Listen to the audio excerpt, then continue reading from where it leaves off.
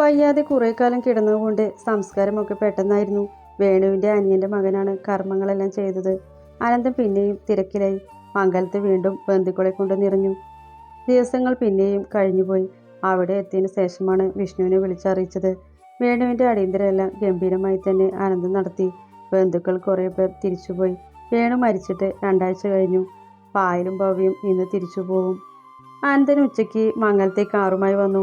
ഭവ്യ പോകുമ്പോൾ രാഗിണി അമ്മായിയെ മേലെടുത്തേക്ക് കൊണ്ടുപോകണം. ഇവിടെ ഒറ്റയ്ക്ക് നിർത്താൻ ഭദ്ര സമ്മതിക്കില്ല. അവൻ ഭവ്യയുടെ മുറിയിലേക്ക് ചെല്ലുമ്പോൾ ജനലിൽ പിടിച്ച് പുറത്തേക്ക് നോക്കി നിൽക്കുകയാണ് ഭവ്യ. റൂമിൽ ആരോ വന്നെന്ന് തോന്നിയതും അവൾ വേഗം തിരിഞ്ഞു നിന്നു. അനന്തൻ അകത്തു കയറാതെ അവിടെ തന്നെ നിന്നു. ഏട്ടൻ എന്താ അവിടെ നിന്നത്? ഒന്നുമില്ല, വിഷ്ണു വിളിച്ചിരുന്നു.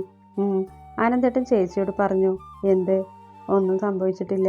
പ്രായമായി വയ്യാതെ കിടന്ന ഒരാൾ മരിച്ചു, അത്രേ ഉള്ളൂ. ഭവ്യ കൈവിരലുകൾ കൂട്ടിപ്പിടിച്ചു. അമ്മയുടെ കരച്ചിൽ കാണുമ്പോൾ എന്തോ അരുതാത്തത് ചെയ്ത പോലെ.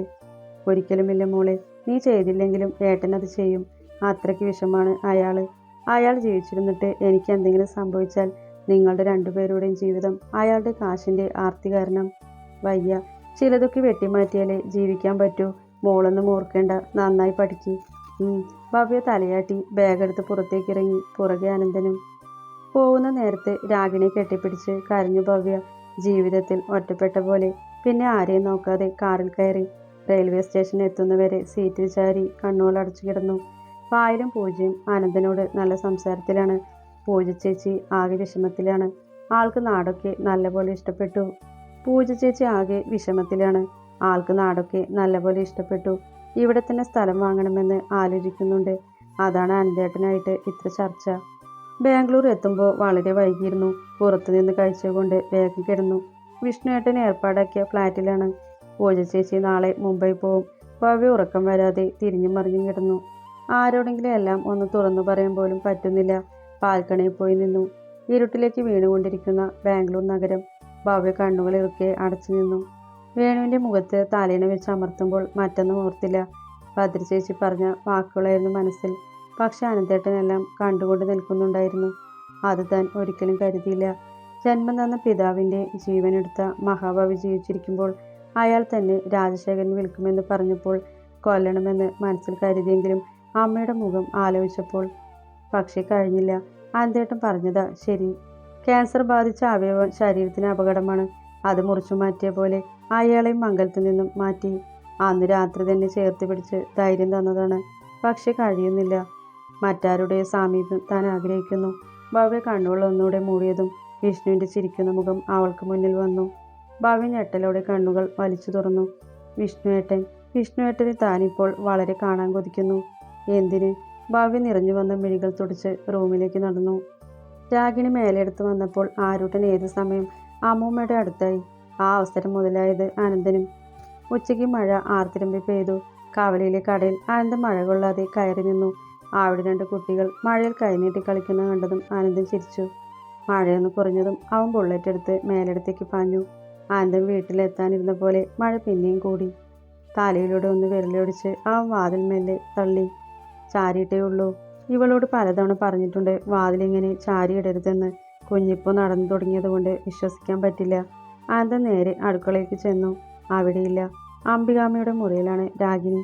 അവിടെ രാഗിനും മാരൂട്ടനും ഉറങ്ങുന്നുണ്ട്. അവൻ വാതിൽ മെല്ലെ ചാരി മുകളിലേക്ക് നടന്നു. റൂമിലില്ല. പിന്നെ എവിടെ പോയി? ആലോചനയോടെ ബാൽക്കണിയിൽ നിൽക്കുമ്പോഴാണ് മുകളിൽ നിന്ന് സ്റ്റെപ്പ് ഇറങ്ങി വന്നത്. കയ്യിലൊരു ബക്കറ്റുമുണ്ട്. വാതിലേക്ക് തുറന്നു വെച്ച് എവിടെ പോയതടി?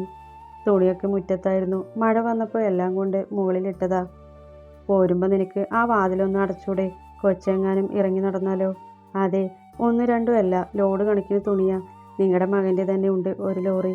ഭദ്ര കെറുവോടെ പറഞ്ഞ് ബാത്റൂമിൽ കയറി. ശരിയാണ്, ചെക്കൻ ഇപ്പോൾ ഉടുപ്പിലേ മുള്ളൂ. അവളെ പറഞ്ഞിട്ടും കാര്യമില്ല. ഭദ്രയ്ക്ക് ചെറുതായി ദേഷ്യം വന്നിരുന്നു. അല്ല പിന്നെ. ബക്കറ്റ് ബാത്റൂമിൽ വെച്ച് ഇറങ്ങി റൂമിന് പുറത്തേക്ക് നടക്കുമ്പോൾ കയ്യിൽ പിടിവീണിരുന്നു. ഒപ്പം തലയിൽ തുവർത്തും. അനന്തൻ തോർത്തുമുണ്ട് അവളുടെ തലയിൽ നന്നായി തുവർത്തി കൊടുത്തു. അനന്തൻ പിന്നിലേക്ക് മാറി സ്വന്തം തലയും തുവർത്തുന്നത് കണ്ട് ഭദ്രയുടെ നെറ്റി ചുളിഞ്ഞു.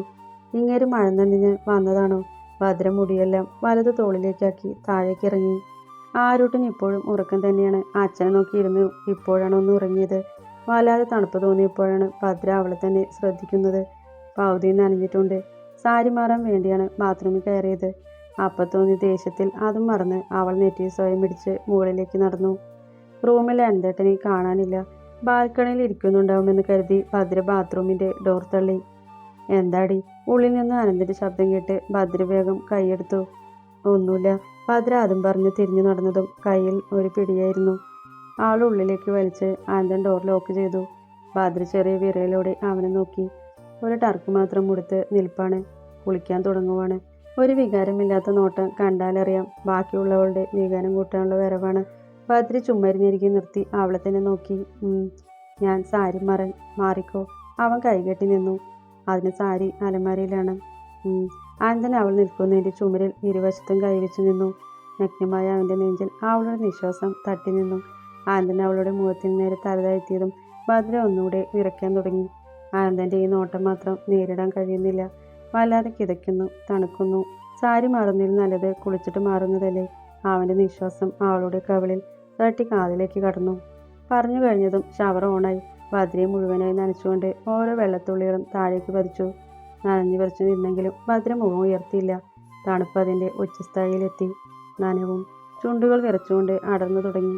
ഭദ്ര കൈ രണ്ടും കൂട്ടിപ്പിടിച്ചു. അനന്തൻ ഷവർ ഓഫ് ചെയ്തു. അവൻ്റെ മിഴികൾ അവളിൽ തന്നെയാണ്. അനന്തൻ ആദ്യമായാണ് ഇങ്ങനെ. അതിൻ്റെ ചെറിയ പാപ്പും ഭദ്രയിലുണ്ട്. ആരോട്ടം വന്നേ പിന്നെ റൊമാൻസ് എല്ലാം കുറവാണ്. എപ്പോഴും തനിക്ക് രക്ഷ എന്ന പോലെ അവനുണ്ടാവും. പക്ഷെ അമ്മ വന്നാൽ പിന്നെ ഓരോന്ന് ചിന്തിച്ചു നിൽക്കുമ്പോൾ ഭദ്രയുടെ നെറ്റിയിലൂടെ അനന്തൻ്റെ വിരലുകൾ മെല്ലെ സഞ്ചരിച്ചു. മൂക്കിന് മെല്ലെ തഴുകി അവർ റോസാദളങ്ങൾ പോലെയുള്ള ചുണ്ടുകളെ തൊട്ടു. വിരലുകൾ മതിവരാത്ത പോലെ ചുണ്ടുകളിൽ തന്നെ തഴുകി. ഭദ്ര തല ഒന്നുകൂടെ താഴ്ത്തിയതും അവളുടെ നെറ്റിയിലേക്ക് നനഞ്ഞ 2 മുടിയിഴകൾ പാറി. അവ പാതി കണ്ണിനെ മറച്ചു. അനന്തൻ വിരലുകൾ കൊണ്ട് ചുണ്ടുകളിൽ അമർത്തി തഴുകി. അവ രക്തനിറമാവുന്നു. ഭദ്ര മെഴികൾ മാത്രം ഉയർത്തി വിറയ്ക്കുന്ന ചുണ്ടുകളോടെ അവനെ നോക്കി. അനന്തൻ കണ്ണുകൾ ഇറുക്കി മൂടി.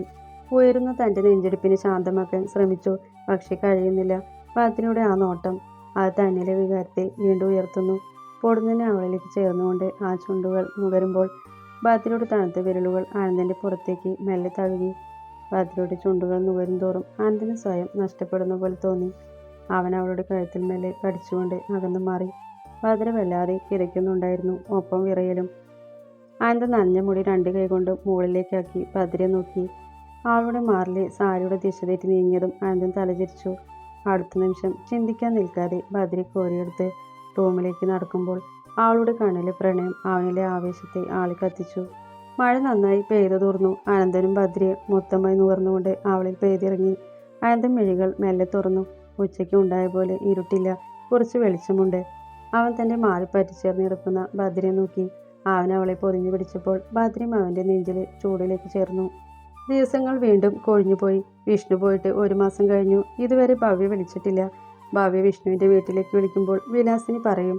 അതുമാത്രമായിരുന്നു ഭവ്യയ്ക്ക് വിഷ്ണുവിനെ കുറിച്ചുള്ള അറിവ്. താലിയും സിന്ദൂരമൊന്നും തൊടാതെയാണ് കോളേജിൽ പോകുന്നത്. പഠിപ്പ് കഴിയുന്നവരെ അങ്ങനെ പോയാൽ മതിയെന്ന് വിഷ്ണു പറഞ്ഞിട്ടുണ്ട്. എന്നാലും ഭവ്യ ഇടയ്ക്ക് കഴുത്തി കിടക്കുന്ന സ്വർണ്ണത്താലിയിലേക്ക് നോക്കും. ഇതുവരെ തന്നെ ഒന്ന് വിളിക്കാനോ അന്വേഷിക്കാനോ ശ്രമിക്കാത്തവരെ എന്തിനിങ്ങനെ ആലോചിക്കണമെന്ന് അവൾ അവളോട് തന്നെ ചോദിക്കും. എന്തിനാണ് ഈ പരിഭവം? അതിന് ഭവ്യ വിഷ്ണുവിൻ്റെ കാമുകിയാണോ? വിളിച്ചില്ലെന്ന് പറഞ്ഞ് പിണങ്ങിയും പരിഭവം പറഞ്ഞ് നടക്കാൻ കഴുത്തിലൊരു ലോഹം ചാർത്തിയെന്ന് കരുതി പരസ്പരം സ്നേഹിക്കാൻ കഴിയുമോ? താൻ മണ്ടിയാണ്, ഭൂലോകം മണ്ടി. വിഷ്ണുവിന് തന്നോട് സ്നേഹം ഉണ്ടാകുമെന്ന് കരുതിയ തനിക്കാണ് തെറ്റുപറ്റിയത്. ചേട്ടൻ്റെ ഭാര്യയുടെ സഹോദരി ആയതുകൊണ്ടാവും, അല്ലെങ്കിൽ തൻ്റെ അവസ്ഥ അറിഞ്ഞതുകൊണ്ടുള്ള സഹതാപമോ? അതോ തന്നെ ഏറ്റെടുത്ത് മറ്റുള്ളവരുടെ മുന്നിൽ മാന്യനാവാൻ ശ്രമിക്കുന്നതോ?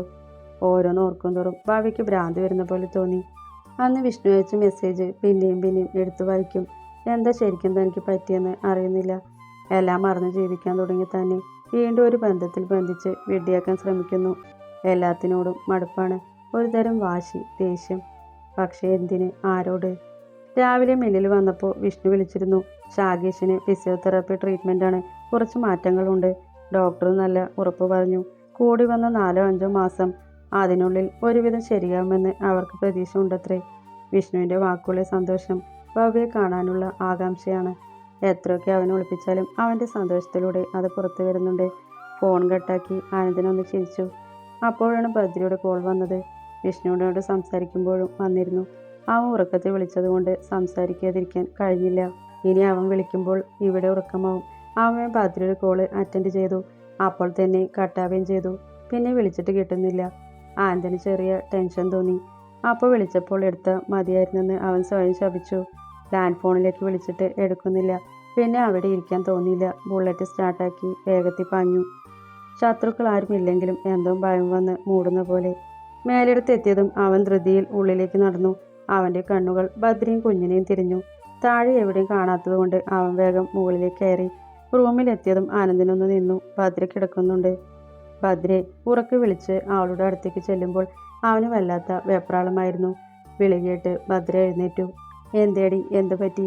അവളുടെ മുഖം കൈക്കുമ്പിളിലെടുത്ത് ആദ്യോട് ചോദിക്കുമ്പോൾ അനന്തൻ കിതച്ചിരുന്നു. ഒന്നുമില്ല അനന്തേട്ട. ഭദ്ര എഴുന്നേറ്റിരുന്നു. പിന്നെ എന്തിനാ നീ വിളിച്ചേ? മോനെവിടെ? അവനും അമ്മയും തൊടിയിൽ കാണും. നീ എന്ത് കിടക്കുന്നേ? വയ്യേ? അനന്തൻ അവളുടെ നെറ്റിയിലും കഴുത്തിലും തൊട്ടു നോക്കി. ഭദ്ര ആ കൈയെടുത്ത് അവളുടെ വയറിലേക്ക് വെച്ചു. അനന്തൻ നെറ്റി ചുളിച്ചു. ആരൂട്ടൻ ഏട്ടനാവാൻ പോവാ, ഭദ്രമല്ലേ പറഞ്ഞപ്പോൾ അനന്തൻ പകച്ചു. അവളുടെ വയറിലിരിക്കുന്ന അവൻ്റെ കൈകൾ ഒന്ന് വിറച്ചു. അവനൊരു നിമിഷം ശ്വാസം വിലങ്ങുന്ന പോലെ തോന്നി. താൻ വീണ്ടും അച്ഛനാവാൻ പോകുന്നു. ആരൂട്ടനൊരു അനിയനോ അനിയത്തിയോ? അനന്തൻ്റെ കണ്ണുകൾ നിറഞ്ഞു. തൻ്റെ മുഖത്തേക്ക് മാത്രം നോക്കിയിരിക്കുന്നവളെ ചിരിയോടെ നെഞ്ചിലേക്ക് ചേർത്തു.